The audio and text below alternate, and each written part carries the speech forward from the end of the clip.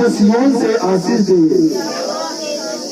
और तू जीवन भर यरूशलेम का कुशल देखता रहे। वह तू अपने नाती पोतों को भी देखने पाए, इस्राएल को शांति मिले। आमीन आमीन। धन्यवाद हो प्यारे पिता परमेश्वर का, धन्यवाद हो राजाओं के राजा का, क्योंकि परमेश्वर भजनकार दाऊद के द्वारा हमें इस वचन की जो परमेश्वर की आत्मा की प्रेरणा के द्वारा लिखा गया है, और आत्मा में भजनकार दाऊद ये बयान कर रहे हैं और कहते हैं क्या ही धन्य है हर एक जो यहोवा का भय मानता है। हर वो बहन, हर वो भाई, हर वो स्त्री, हर वो पुरुष धन्य है जो परमेश्वर का भय मानता है, जो अपने सृजनहार का डर रखता है। आमीन। अब समझ रहे हैं? और जो परमेश्वर के बताए हुए मार्गों पर चलता है। आज बहुत सारे लोगों ने अपना अपना मार्ग ले लिया है ना। रोमियो को जब हम 1 पढ़ते हैं 22, वहां पे लिखा है इस बात के विषय में कि सबने अपना अपना मार्ग ले लिया। और यहाँ पे परमेश्वर ने हमें क्या कहा कि धन्य है जो मेरे बताए हुए मार्ग पे चलते हैं। अपने अपने मार्ग को लेकर नहीं, परंतु मेरे बताए हुए जो मार्ग पे चलते हैं, परमेश्वर कहता है कि वे क्या है? जोर से बोलो, क्या है वो? धन्य है। शर्माओ मत, खुल के बोला, हंस के बोला। आमीन। क्योंकि परमेश्वर के लोग जो हैं, खुदा के जो लोग हैं, वो हमेशा आनंदित रहते हैं। किसी भी दुख में हो, किसी भी पीड़ा में हो, किसी भी हालात में हो, कैसी भी परिस्थिति में हो, वो सदा आनंदित रहते हैं। आमीन। और जो परमेश्वर के बताए हुए मार्ग पे चलते हैं, परमेश्वर कहता है कि वो क्या रहते हैं? वो लोग धन्य हैं। आमीन। आज बहुत सारे लोग हैं जो परमेश्वर के बताए हुए मार्ग पे नहीं चलते हैं, और वो कमाई करते हैं, बहुत सारा धन इकट्ठा करते हैं, लेकिन उस धन को, उस कमाई को वो चैन से खा नहीं पाते हैं, वो सुख से खा नहीं पाते हैं। और बहुत सारे लोग हैं जो धन को इकट्ठा तो किए, बहुत सारा कमाई इकट्ठा तो किए, लेकिन उस कमाई को वो देख भी नहीं पाए, हाथ में ले भी नहीं पाए, वो यूज भी नहीं कर पाए। आमीन। बहुत सारा खेत बोया, बहुत सारा अन्न एकत्रित किया, जमा किया, लेकिन उन्होंने उस अन्न में से थोड़ा सा भी वो खा नहीं सके। आमीन। लेकिन परमेश्वर कहते हैं, प्रभु कहते हैं कि जो मेरे बताए हुए मार्ग पे चलेगा, जो मेरी आज्ञाओं को मानेगा, वो अपनी कमाई को खाएगा, वो अपनी उपज को खाएगा। हालेलुया। परमेश्वर मसीह के नाम की कुछ भी हो जाए, कितना भी आपके जीवन में परेशानी क्यों ना आ जाए, लेकिन अपनी कमाई को आप निश्चय खाएंगे। विश्वास करें, अपनी कमाई को आप निश्चय खाएंगे। आज आपने सुना होगा वो फलाना व्यक्ति ने इतना सारा कुछ किया अपने परिवार के लिए, अपने घर के लिए, सुख विलास के लिए बहुत कुछ अपने घर में उसने एकत्रित किया, जमा किया, हर प्रकार की सुविधाएं उसने हासिल की। 1 नहीं, 2 नहीं, 3 मंजिला घर भी बनाया, लेकिन उसमें वो रहने नहीं पाया। पता चला कि वो खत्म हो गए, पता चला वो चले गए। लेकिन परमेश्वर क्या कहते हैं? अगर तू मेरे बताए हुए मार्ग पे चलेगा, यदि तू मेरी आज्ञाओं को मानेगा, मेरे वचन को यदि तू स्मरण रखेगा, याद रखेगा, तो तू अपनी कमाई को निश्चय खाने पाएगा, अपने बनाए हुए घर में तू निश्चय रहने पाएगा, अपने बोए हुए भूमि में तू निश्चय उसको खा पाएगा। हालेलुया। ऐसे न जाने कितने लोगों के साथ हुआ। क्यों हुआ? क्योंकि उन्होंने अपने सृजनहार को स्मरण नहीं किया, अपने सृजनहार को नहीं पहचाना, और परमेश्वर के बताए हुए मार्ग पर वो चले नहीं, इसलिए आज वो अपने घर में रह नहीं पाए, इसलिए अपनी कमाई को वो खा नहीं पाए। हालेलुया। लेकिन परमेश्वर ने कहा कि तू निश्चय ही अपनी कमाई को खाएगा। आमीन। निश्चय है कि तू अपने बनाए हुए घर में रहेगा। आमीन। परमेश्वर का वचन कहता है तेरे घर में जो स्त्री मेरा भय मानती है, जो स्त्री मेरे वचन पर चलती है, जो स्त्री मेरे मार्ग के बताए हुए पे चलती है, वो फलवंत दाख लता सी होगी। है ना, एक अंगूर देखते हैं कितना बड़ा गुच्छा होता है, कितने अंगूर उसमें लगे होते हैं, तो कितना अंगूर फल लेके आता है एक पेड़ में। तो परमेश्वर वही कहता है, जो स्त्री मेरा भय मानती है, जो मेरा डर रखती है, अपने घर में आकर के योग्य होती है, जो कुड़कुड़ाती नहीं है, परमेश्वर कहता है वो अपने घर में, अपने आंगन में वो दाख लता सी होगी, वो फलवंत होगी। आज बहुत सारे लोगों के बीच में मैंने सुना है कि कहते जब से ये घर में आई है तब से घर में झगड़ा लड़ाई शुरू हो गया है, जब से ये घर में आई है तब से घर में दुर्घटनाएं होना शुरू हो गई है, जब से ये घर में आई है तब से हमारा घर अपशगुन हो गया है, अपवित्र हो गया है, रोज कुछ ना कुछ बिगड़ा ही रहता है, रोज कुछ ना कुछ खराब हुआ ही रहता है। लेकिन परमेश्वर कहता है जो स्त्री मेरे बताए हुए मार्ग पे चलेगी, जो भी स्त्री मेरा भय मानेगी, परमेश्वर कहता है वो अपने घर के भीतर वो दाख लता की तरह फलवंत होगी। वो जिस काम में हाथ लगाएगी वो काम छोटा नहीं होगा, परंतु वो काम बहुत बड़ा हो जाएगा। आमीन। वो जिससे प्रेम करना चाहेगी अपने परिवार में, अपने घर में, उसका प्रेम सबसे बड़ा होगा। लोग उसका अपने परिवार में सबसे ज्यादा आदर, सबसे ज्यादा सम्मान करेंगे, सबसे ज्यादा उस स्त्री से परमेश्वर कहता है लोग प्यार करेंगे। आमीन। आज कुड़कुड़ाते हैं, लेकिन जिस दिन आप परमेश्वर की आज्ञाएं मानेंगे, जिस दिन आप परमेश्वर की बात को मानेंगे, जिस दिन आप परमेश्वर के वचन पे चलेंगे, परमेश्वर ने कहा क्या ही वो धन्य है, वो धन्य होगा। आमीन। प्रभु यीशु मसीह के नाम में की, प्रभु यीशु मसीह के नाम में की। और कहा कि जो पुरुष यहोवा परमेश्वर का भय मानता है, परमेश्वर कहता है वो आशीष पाएगा। अगर आपके अंदर पिता का डर है, अगर आपके अंदर परमेश्वर का भय है, तो परमेश्वर कहता है वही पुरुष है जो आशीष पाएगा। आमीन। अगर आप चाहते हैं आशीष से आप वारिस हो जाएं, अगर आप चाहते हैं पिता की संपत्ति आपके नाम हो जाए, तो आज पिता का आदर करना होगा आपको, अपने सृजनहार का आज आपको आदर करना होगा। पिता का आपके अंदर डर होना चाहिए, क्योंकि परमेश्वर का जो पुरुष मेरी आज्ञा को मानता है, प्रभु कहता है जो मेरा बेटा मेरी बात को मानता है वो आशीष पाएगा। प्रभु कहता है वो मेरा वारिस होगा। हालेलुया। परमेश्वर सब कुछ आपके नाम करना चाहते हैं। आप यहाँ तक की कल्पना भी नहीं किए होंगे इस चीज के विषय में या किसी भी चीज के विषय में, क्या कभी ये मेरी हो सकती है, क्या मैं इतना बड़ा कभी बन पाऊंगा, आप नहीं सोच सकते। लेकिन परमेश्वर चाहता है और वो कहता है जो मेरा बेटा मेरी आज्ञा मानेगा, जो मेरी बेटी मेरी बात को मानेगी, वो आशीषित होगी। हालेलुया। अगर आज आप अपने पिता की बात सुनते हैं, अगर आज आप अपने पिता की बात को मानते हैं, अगर परमेश्वर की आज्ञाओं को मानते हैं, तो प्रभु ने कहा वो आशीष पाएगा, वो आशीष पाएगा। हालेलुया। जो अपने पिता की बात को मानता है, जो बेटा जो बेटी अपने पिता की बात को मानती है, उसको परमेश्वर आशीष मैं करेंगे।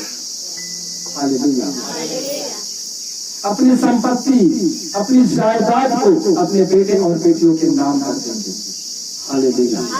और जो बेटा काबिल होगा उसी के नाम करेंगे, और जो बेटा बेटी नालायक होगी, जो उसकी बात को नहीं सुनेंगे, उसकी बात को नहीं मानेंगे, परमेश्वर उसको बेदखल कर देगा। वो कहता है उसमें से उसको कोई आशीष नहीं दूंगा। और जो लायक बनेगा, जो मेरा बात मानेगा, जो मेरी आज्ञा को मानेगा, परमेश्वर कहता है मैं उसको अपनी संपत्ति दे दूंगा, मैं उसके नाम कर दूंगा, मैं उसको अपना वारिस बना दूंगा। हालेलुया। आप परमेश्वर के वारिस होना चाहते हैं, आप लायक बनना चाहते हैं? हालेलुया। लायक बनना। नालायक बनेंगे तो परमेश्वर हमें कभी नहीं देंगे, और हम लायक बनेंगे तो विश्वास करें परमेश्वर ने हमसे ये खूबसूरत ये वादा किया है, तुम आशीष पाओगे। आमीन, हालेलुया। आज बहुत सारे लोग हैं जो अपने बच्चों को नहीं देख पाते हैं। बहुत सारे दादा दादी हैं अपने पोते पोती परपोते को नहीं देख पाते हैं, पोती पोते को नहीं देख पाते हैं। और बहुत लालसा है उनके अंदर कि मेरे मरने से पहले मेरे पोते की शादी हो जाए, मेरे मरने से पहले मेरी पोती की शादी हो जाए, मैं उनके बच्चे को देख लूं। हालेलुया। बहुत सारे दादियों का ये सपना होता है। हालेलुया। लेकिन परमेश्वर कहता है जो मेरी बात को मानेगा, जो मेरी आज्ञा को मानेगा, विश्वास कर, तू अपने नाती पोतों को देखेगा। हालेलुया। प्रभु यीशु मसीह के नाम में की, प्रभु यीशु मसीह के नाम में की। तो मेरे प्रियो, आज विश्वास करें, अगर आप परमेश्वर की आज्ञा मानते हैं तो परमेश्वर आपके जीवन में वो करने जा रहे हैं जो आप सोचे भी नहीं है। हालेलुया। क्योंकि परमेश्वर वो करता, आप वो चाहते हैं जो आपके लिए अच्छा है, लेकिन परमेश्वर वो आपको देते हैं, वो अच्छा जानते हैं कि जो आपके लिए अच्छा है। हालेलुया। क्योंकि आज बहुत सारे लोगों का परमेश्वर के खिलाफ आज बहुत सारी बातें होती हैं कि जब से मैं प्रभु में आया हूँ मेरा ये टूट गया, मेरा ये रिश्ता खत्म हो गया, मैं अब कमजोर सा हो गया हूँ, अब मेरी बात की कोई वैल्यू नहीं है, लोग मेरा आदर नहीं कर रहे हैं, लोग मुझसे बात नहीं कर रहे हैं। क्यों करेंगे? क्यों लोग आपका आदर करेंगे? क्यों लोग आपकी बात मानेंगे? आज बहुत सारे लोगों की ये शिकायत है परमेश्वर से। आमीन। परमेश्वर आपके जीवन में उन्हीं लोगों को रखना चाहता है जो आपके लिए महत्वपूर्ण हो, जो आपके लिए आशीषमय हो।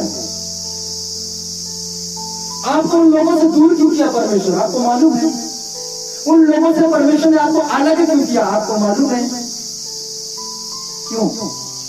एक समय था आप ताश खेलने वालों के बीच में बैठते थे, आपको मजा आता था, आनंद आता था ताश खेलते थे, है ना? एक समय था जब आप नशा करने वालों के बीच में बैठते थे, आनंद आता था नशा करने में, उल्टी सीधी बातें करने में मजा आता था, आनंद आता था।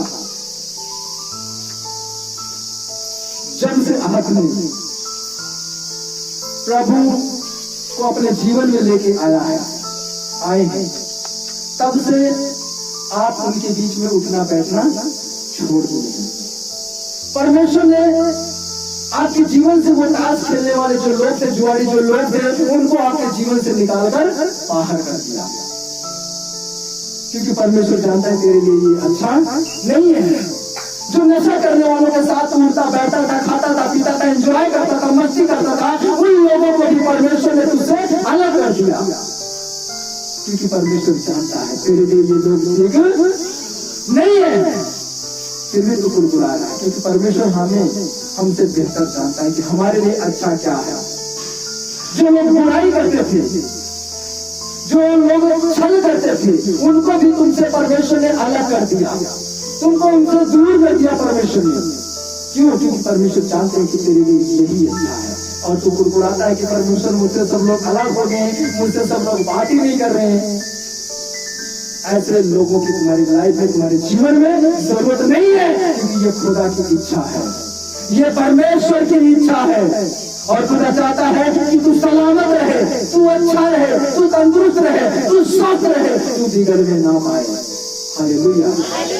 इसलिए परमेश्वर ने इन बेकार चीजों को, बेकार लोगों को आपके जीवन से, आपके लाइफ से आउट कर दिया है, कि ऐसे लोगों को तेरे जीवन में जरूरत नहीं है। हालेलुया। रो मत, 2-4 लोग चले गए हैं, रोने की जरूरत नहीं है, पछताने की जरूरत नहीं है, क्योंकि खुदा आपके बीच में ऐसे लोगों को लेके आ रहा है जो वो आशीषित होंगे, जो वो ब्लेस होंगे, जब वो आपके साथ हाथ मिलाएंगे, आपके अंदर धमाका होगा, आपके अंदर एक बारूद सा जमा हो जाएगा, और जहाँ पे आप कदम रखेंगे एक धमाके के साथ परमेश्वर की वहां पे ऐसी उपस्थिति होगी, ऐसी आग उठेगी, लोग देखेंगे ये लोग कहाँ से आए हैं, इनके इसके अंदर इतनी शक्तियां कहां से है, इतने अंदर परमेश्वर के पवित्र आत्मा का प्रभाव कहां से है? ये तो आग है। हालेलुया, ये आग है। और आपके बीच में ऐसे ही लोगों को खुदा लेके आएगा जो आग की तरह चलते होंगे। आमीन। क्योंकि परमेश्वर चाहता है तो फटे नहीं, तो धमाका करे। आमीन। परमेश्वर चाहता है कि क्या करें? धमाका करे, छोटा मोटा नहीं, बड़ा, कुछ बड़ा करे परमेश्वर चाहता है। हालेलुया, प्रभु यीशु मसीह के नाम की। इसलिए मेरे प्रियो, हम भूल गए कि हम कौन हैं। आज हम कौन हैं, हम अपनी पहचान को भूल गए हैं, हम अपना आधार भूल गए हैं, हम हैं कौन। हालेलुया। आए हम एक वचन पढ़ेंगे, व्यवस्था विवरण 7 का 6, सभी जन खोलेंगे। व्यवस्था विवरण 7 का 6 लिखा है, क्योंकि तू अपने परमेश्वर यहोवा की पवित्र प्रजा है, यहोवा ने पृथ्वी भर के सब देशों के लोगों में से तुझको चुन लिया है कि तू उसकी प्रजा और निज धन ठहरे। हालेलुया। हम कौन है, हमारी औकात क्या है, हमारी पहलू क्या है, समझ में नहीं आता। खुदा कहता है कि तुम परमेश्वर के पवित्र प्रजा हो। हालेलुया। परमेश्वर कहता है कि तुम मेरी पवित्र प्रजा हो, तुम मेरे लोग हो। लोग आपको कुछ भी बोले, तू ये है, तू वो है, इसके लायक नहीं है, लेकिन खुदा कहता है कि तुम मेरे लोग हो। इसलिए लोग तुम्हारा आदर नहीं करते हैं, इसलिए लोग तुम्हें स्वीकार नहीं करते हैं, इसलिए लोग तुम्हें पसंद नहीं करते हैं, क्योंकि तुम मेरे लोग हो। हालेलुया। तुम मेरी प्रजा हो, तुम पवित्र लोग हो। वो पवित्र लोगों को ग्रहण नहीं करेंगे, वो पवित्र लोगों को स्वीकार नहीं करेंगे, वो पवित्र लोगों की बात नहीं मानेंगे, पवित्र लोगों को वो पसंद नहीं करेंगे। परमेश्वर क्या कहता है? क्योंकि तुम मेरे लोग हो, तुम मेरी प्रजा हो, तुम पवित्र लोग हो, इसलिए ये संसार तुम्हें ग्रहण नहीं करता है, इसलिए लोग तुम्हें पसंद नहीं करते हैं, इसलिए तुम्हारा दोस्त, तुम्हारा रिश्तेदार तुम्हें पसंद नहीं करता है। क्यों? क्योंकि तुम परमेश्वर के पवित्र प्रजा हो। Hallelujah, hallelujah. तुम्हें वही लोग पसंद करेंगे जो लोग पवित्र होंगे, तुम्हें वही लोग पसंद करेंगे जो खुदा के लोग होंगे। हालेलुया। प्रभु यीशु मसीह के नाम में की प्यारो, हम परमेश्वर के लिए एक पवित्र लोग हैं और हम अब परमेश्वर के समान हमें होना चाहिए। खुदा आपको सुधि दिलाता है कि तुम परमेश्वर के पवित्र लोग हो, तो हमें क्या होना चाहिए? उनके जैसा होना चाहिए, संसार के लोगों के जैसा होना चाहिए, या परमेश्वर के जैसा हमें होना चाहिए? क्योंकि हम परमेश्वर के पवित्र प्रजा हैं, परमेश्वर के पवित्र लोग हैं। तो हमारा जैसे पिता पवित्र है, तो हमें भी वैसा क्या होना चाहिए? पवित्र होना चाहिए। हमें भी परमेश्वर के जैसा होना चाहिए।